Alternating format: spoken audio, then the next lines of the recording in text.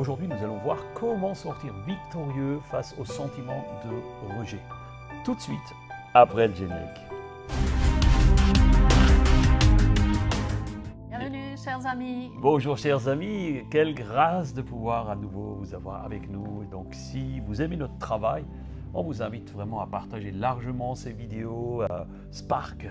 Parce que vous êtes pour encourager, pour aider vos amis. Donc, dites-leur de s'abonner, comme vous l'avez déjà fait, parce que c'est vrai que cela nous motive semaine après semaine à continuer ce travail.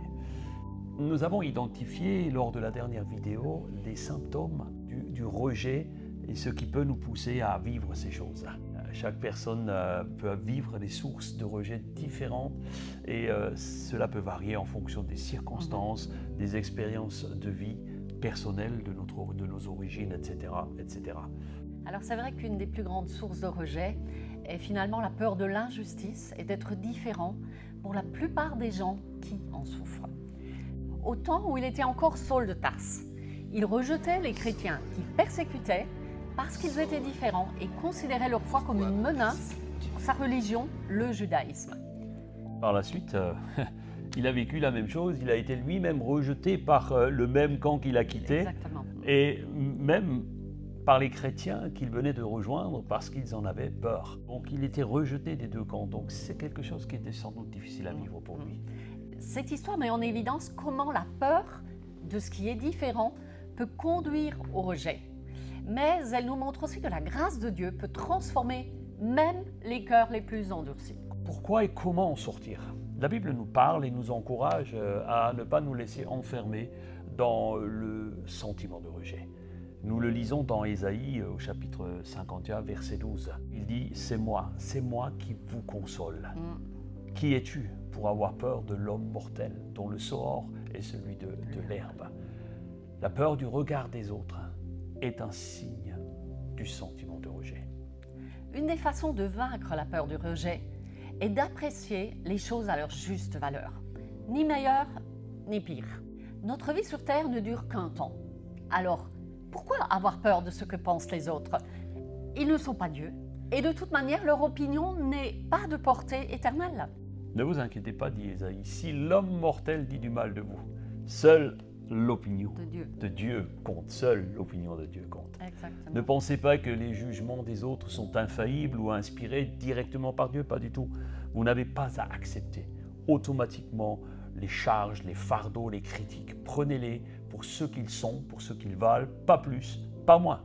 L'apôtre Paul affirme que son but dans la vie est de plaire à Dieu et non aux hommes. Dans Galates 1,10, il est dit « Et maintenant, est-ce la faveur des hommes que je désire ou celle de Dieu? Est-ce que je cherche à plaire aux hommes? Si je plaisais encore aux hommes, je ne serais pas serviteur de Dieu. » Lorsque l'on cherche trop l'approbation des hommes, nous manifestons la peur d'être mal aimés. C'est pourquoi il est impératif de ne pas se laisser enfermer dans cette bulle. Et oui, c'est un des échappatoires et finalement de se réfugier dans les artifices, que ce soit l'alcool, la drogue, les distractions, même la nourriture, le sport, la sexualité débridée, etc. Ou alors même la recherche de reconnaissance. Alors comment en sortir? Est-ce que nous pouvons vraiment en sortir? Alors voici 5 actions basées sur la Bible qui aident à être libérés du sentiment de rejet. Recevoir l'amour de Dieu. En reconnaissant que nous sommes aimés inconditionnellement par Dieu et tels que nous sommes. Nous pouvons accepter son amour et qu'il nous amène à saisir la présence de Dieu. C'est ce que Dieu veut pour nous. Son amour nous libère du sentiment du rejet. D'ailleurs, dans Jean 3,16, il est dit que Dieu a tant aimé le monde qu'il a donné son Fils unique afin que nous puissions croire en lui et que celui qui croit en lui ne périsse pas, mais qu'il ait la vie éternelle. C'est ce que tu veux. Ouais. Jacques 2,12 nous dit « Parlez et agissez comme devant être jugés par une loi de liberté et non de condamnation. » La deuxième action que nous pouvons faire pour nous en sortir, c'est nous identifier à Christ. Oui. C'est lorsque nous comprenons notre identité en Jésus, c'est une force incroyable pour vaincre le rejet. Romains 8, 37 et 39 nous le rappelle et nous dit que rien ne peut nous séparer de l'amour de Jésus. Si nous nous identifions clairement à lui, rien ne peut nous séparer de lui, nous sommes aimés et acceptés. La parole de Dieu est notre meilleur antidote contre le sentiment de rejet. Avec Dieu, nous ne serons jamais seuls. Jésus lui-même a été rejeté. Dans Jean 1, 10 et 11, il est dit « Il était dans le monde, et le monde a été fait par lui. Et le monde ne l'a pas connu. Il est venu chez les siens, et les siens ne l'ont pas reçu. » Jésus, le Fils de Dieu, est venu dans ce monde. Il n'a pas été reconnu par les siens, il n'a pas été accueilli. Il a été rejeté par son propre peuple, sa propre famille, parce qu'il n'était pas le Messie que tout le monde attendait. Si tu es rejeté par ta propre famille, ton propre clan, ta propre ville, alors, à cause de tes différences, pense à ce que Jésus a surmonté. Troisième chose à mener, c'est de pardonner.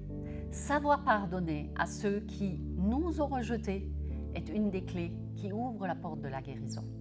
Dans Matthieu 6, 14 et 15, il est dit « Si vous pardonnez aux hommes leurs offenses, votre Père céleste vous pardonnera aussi. Mais si vous ne pardonnez pas aux hommes, votre Père ne vous pardonnera pas non plus vos offenses. » Pardonner ne signifie pas qu'il faut faire comme avant, reprendre les choses où on les avait laissées. Quand la réconciliation est possible, c'est forcément mieux. C'est une source de bénédiction, mais il faut qu'elle soit sincère, et ça, de part et d'autre.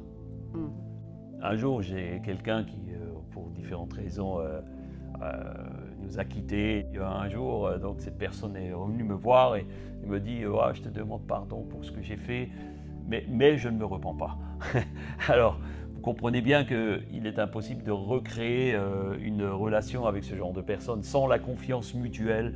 Il n'y a pas le pardon est donné, mais la réconciliation n'est pas forcément automatique. Donc c'est important de pardonner. Mais sachez aussi que la réconciliation ne peut se faire que par la confiance mutuelle. Et c'est quelque chose qui se travaille. Quatrième chose, c'est cultiver des relations saines et édifiantes avec d'autres croyants. Ce qui contribue à vaincre le rejet, si elles sont sincères et réciproques. Romains 12, 10 nous encourage à nous aimer les uns les autres avec affection fraternelle et à honorer les autres au-dessus de nous-mêmes. Donc vous ne pouvez pas juste dire à quelqu'un que la Bible dit « aimez-vous les uns les autres » comme un juge. Autrement dit, c'est de ta faute si l'autre t'a rejeté ou abandonné. Les relations, ce n'est pas quelque chose qui se décrète. Elles se construisent, elles se méritent, elles sont actives. Construire ou reconstruire des relations saines, véritables, de façon désintéressée, amène à se libérer du rejet, ça c'est une certitude. Mais cela demande un vrai travail sur soi-même. Et cinquièmement, il est important de renouveler notre esprit, se nourrir de la parole de Dieu, renouveler notre esprit par son esprit de vérité était essentiel pour se libérer du rejet. Nous ne pouvons pas le faire par nos propres forces. Romains 12, 2 nous dit « Ne vous conformez pas au siècle présent, mais soyez transformés par le renouvellement de l'intelligence, afin que vous discerniez quelle est la volonté de Dieu, ce qui est bon, agréable et parfait. » En résumé, les 5 clés pour être délivré de ce sentiment destructeur du rejet, c'est recevoir l'amour de Dieu, s'identifier à Christ, pardonner à ceux qui vous ont offensé, cultiver des relations saines les uns avec les autres. Et soyez renouvelés dans votre esprit. Amen. Je vous propose de prier pour que vous puissiez mettre en action toutes ces choses que nous avons vues et je suis certain que Dieu va renouveler votre amour pour lui et pour les autres et vous éloigner du rejet. Prions ensemble. Père, merci pour ta parole et je prie maintenant pour chacun qui est derrière son écran. Je prie pour que chacun retrouve ta paix. Seigneur, qu'aucun ne se laisse décourager, qu'aucun ne regarde à la situation du moment, mais regarde avec espérance à toi, à ta parole, à la puissance de ta parole, Seigneur. Je prie maintenant que chacun soit renouvelé dans son corps, dans son âme, dans son esprit. Seigneur, et merci. Merci pour ta grâce que tu nous accordes. Tu ne veux qu'aucun reste écrasé sous le poids du rejet, mais libéré par ton Esprit Saint. À toi seul toute la gloire, au nom de Jésus. Amen. Amen et amen. Je vous invite à regarder également la vidéo précédente sur les symptômes du rejet. C'est juste en dessous. Vous pouvez cliquer à la fin de la vidéo. Et surtout, mettez en pratique. Oui, mettez en pratique. Prenez soin de vous. Prenez soin de votre âme et à très vite. Ciao, ciao. Bye bye.